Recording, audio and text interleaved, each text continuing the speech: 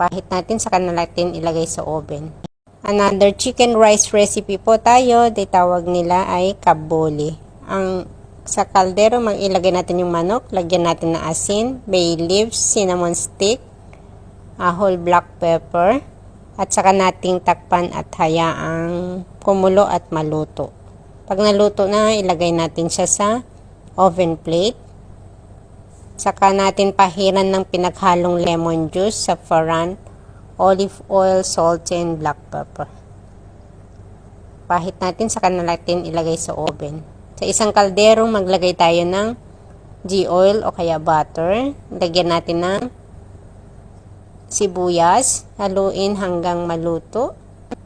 At lagay natin yung bigas. And then, ibuhos natin yung pinaglagaan natin ng manok. At lagyan natin ng cumin powder at hayaan nating maluto.